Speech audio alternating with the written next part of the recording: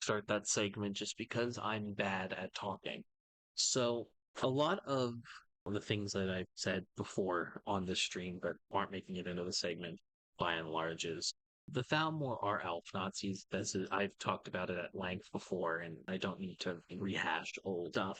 But one of the things I will say is that the Stormcloaks are two sides of that kind of authoritarian ethno-nationalist coin, except they are the oppressed in this case instead of the oppressor, and because of the root of what their ideology is, I would not be surprised if they do similar stuff. So the purpose of this segment is going to be going down the list of what I think would happen if the Stormcloaks won Skyrim Civil War canonically. So the question is, let's say they push the Imperials out, they strike a deal with the Empire in regards to Skyrim sovereignty, and they get all of the Jarls on board. Ulfric Stormcloak is named High King, and they now have control. So before we can get into like the next steps, let's just deconstruct the Stormcloak movement a little bit.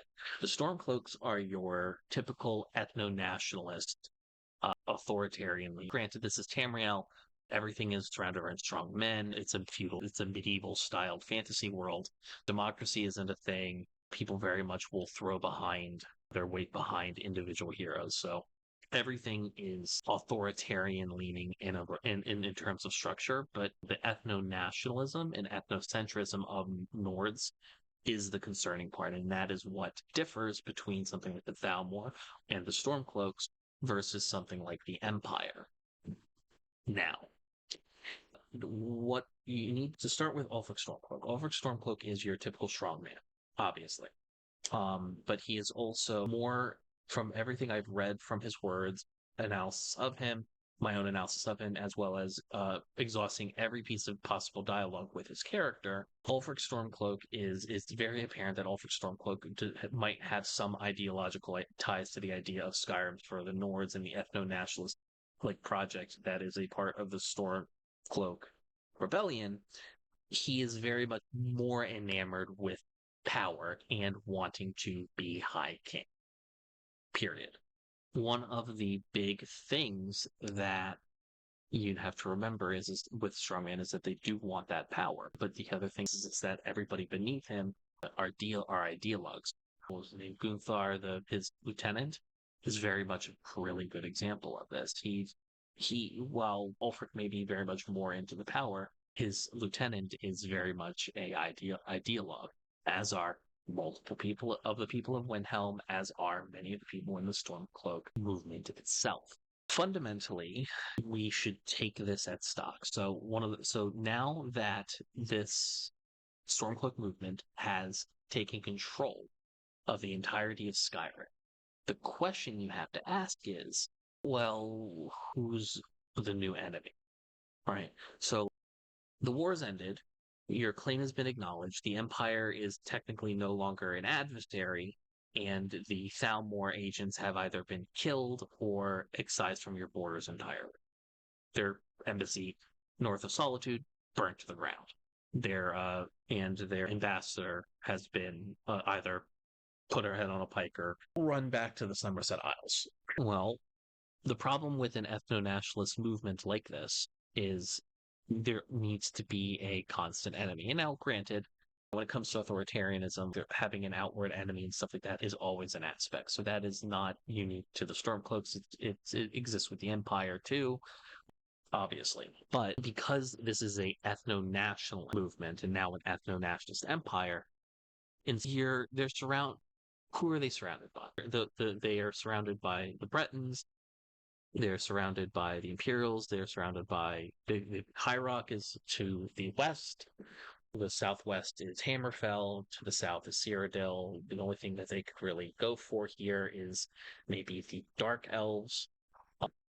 I would not be surprised if in the aftermath, because of the disconnect of the Aldmeri Dominion being so far away from Skyrim, I would not be surprised if the ire of the new kingdom of Skyrim under High King Ulfric Stormcloak would turn to Morrowind and the Dark Elves.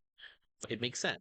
There are plenty of refugees who have come over the last 200 years of disaster that is the eruption of Red Mountain and the dissolution of everything going on here, as well as the city of Blacklight, their capital, being so close relatively to the Skyrim border, it would be very easy for them to make that march and say they're doing these dark elves are invading our borders, these refugees are invaders, and they're not they're drains on our economy. That kind of mindset very much already did exist within Windhelm at the time. But here's the thing, that wouldn't come till later, mainly because there will be a need for consolidation. Your Crystal Noxed, your Knight of Broken Glass, not Knight of Broken Glass, your Knight of Long Knives, rather, my bad. You're basically where Ulfric will either disbar, kill, banish Jarls that were not explicitly loyal. There would probably be some level of either get on board or get the fuck out. So people like Maven Blackbriar would probably see which way the wind was running, and she would either try and send the Thieves Guild and the Dark Brotherhood after Ulfric, but what's probably much more realistic is she would probably just get on board, forsake the Imperial, and then she would just, like, whatever.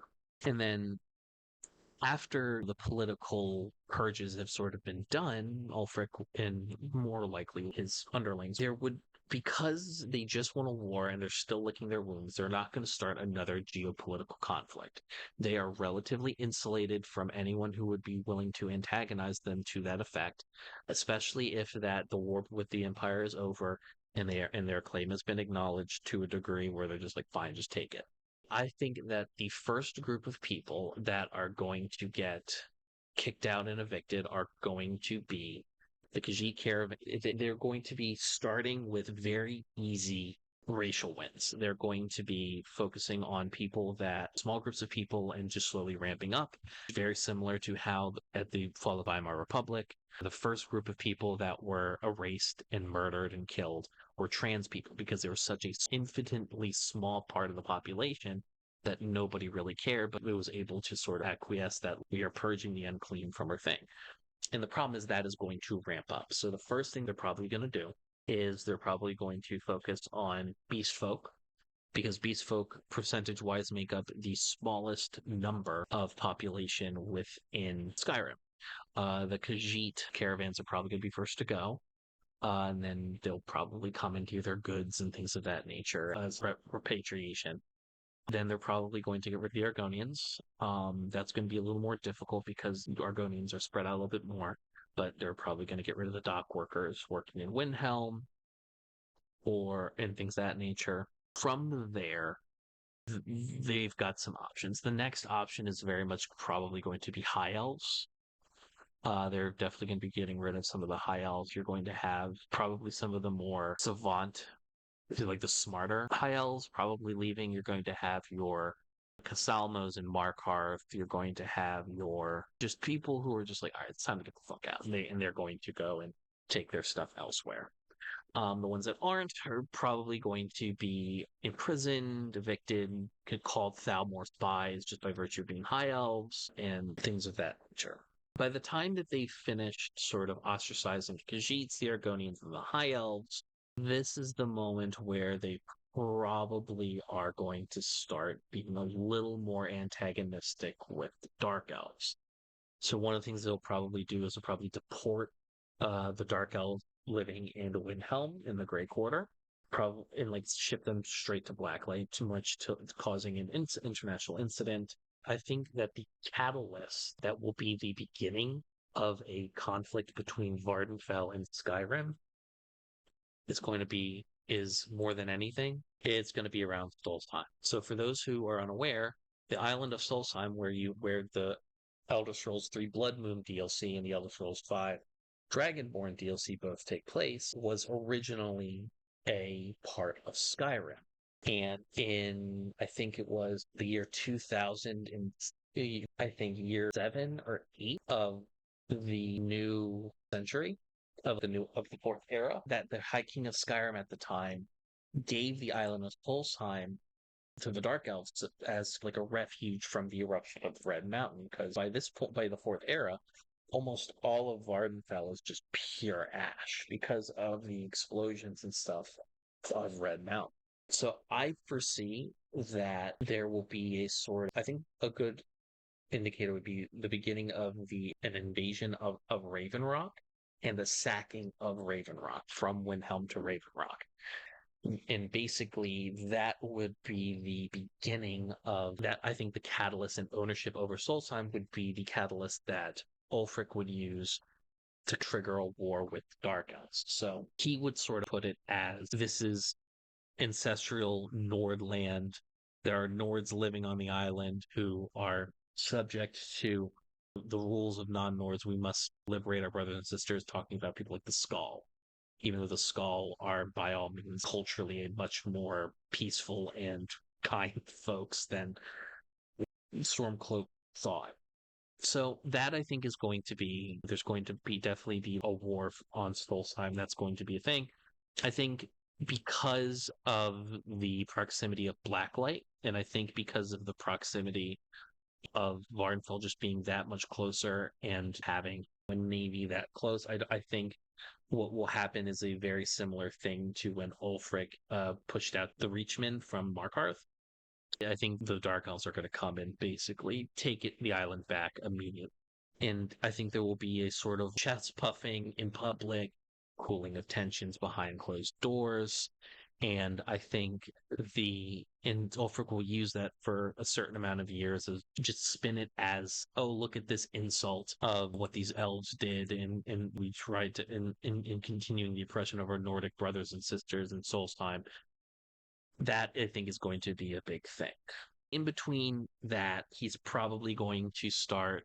I think that despite the orc, I think the next group, as a way to lick wounds and again, still trying to build stuff up, they're probably going to go after the orc strongholds next and kick them out. Mainly, and I think a big reason they didn't is because the orcs are entrenched, and it would be kind of difficult for them to do such a thing. But I feel as if the orc strongholds will give a run for their money, but not enough for it to dent Skyrim too much. And they will use that as just there's enemies living nearby within the borders. We need to have our own control of our own land and stuff. And that'll be probably how they get rid of the orc strongholds. I think post that, they're going to be putting a lot more onto border security. They're very much going to be doing a thing where people who are beast folk, people who are elves, people who, or things of that nature are going to be stopped a lot more, refused entry, things of that nature. I would not be surprised if they start making some exceptions for Bretons because of their long known descent from elves and their more magical nature that might be treated with some level of suspicion. I think aversion to magic is very much going to be very prevalent. The college is going to get a lot more shit sent their way. I think I would not be surprised, but I think Ulfric, despite everything, is smart. He knows that magic has its uses and being a Luddite about it is not great, but he's fine with having them as a scapegoat. So he doesn't outlaw magic or anything of that nature, but he is very much not doing anything to stop the anti-mage nature of people in his movement. After this, we get to a point where they are very much going to invade. They go back and they retake Solstheim again, this time with a much stronger force that they've been building and working on. And then once setting up a base camp sort of in Solstheim, they will immediately go and try and invade Blacklight, the new capital here at the northern peninsula of Vardenfell. Probably use the navy and blockade from the north while invading from the west through the Balathi Mountains. So it's at this point, it's really going to depend. This is again, this is ignoring everything else going on geopolitically in Tamriel at the time. This is presuming that everything with the Empire and the Aldmeri Dominion is stagnant and all that. It's genuinely not going to be. But fair say fair. I think that the Dark Elves are not necessarily a unified people. Like, House Redoran has the majority control. House Tobani is a fledgling shell of its former self. and the Dark Elves have been dealing, and the Dunmer have been dealing with after catastrophe for 200 fucking years. And so they could very well have the strength to put shit off and fight them off. But given the location of Blacklight, it would take time to get other provinces to send their help and their aid. And you can't really travel too far within the inner sea because of the constant eruptions of Red Mountain. So you're going to have to take the mainland, and that's a long fucking route. And there's really not a fantastic chance of Blacklight surviving until that point and getting sacked by the Nords. Remember, despite the ideology of the Kingdom of Skyrim at this point being abhorrent, the Stormcloak soldiers have been either fighting internal struggles, were fighting in the rebellion, or things of that, and are relatively veteran soldiers. Vardenfell, like the Dunmer, haven't had to fight at all really since the Oblivion Crisis. You could maybe make a case for the sacking of Mournhold in the Argonian invasion around south of Morrowind, but I don't think so. Fundamentally, at the end of the day, I think that the Stormcloaks winning is going to be detrimental towards Skyrim in general, and it is also going to be very detrimental towards mankind's ability to exist in anywhere on the continent, let alone the continent existing because of the insane ideology of the Thalmor. But that's the gist of what would happen after the Stormcloaks won the Civil War. Yeah, so. Hey, thanks for watching. If you want to talk to me outside of this video, outside of live streams, or just join the community and be a part of it, you can do so at HIMediaTV/Discord. Discord links there. We'd love to have you. And given the financial situation of the economy right now, I know this is a tall ask, but if you have the scratch to spare, please consider donating and becoming a supporter at HIMedia.gg/tip. All of our perks are serviced through our Discord channel, including early access videos, exclusive videos, and more. Your generosity is a blessing, and $1 a month is a boon to my mental health. Thank you so very much for watching. I appreciate you, and have a great day.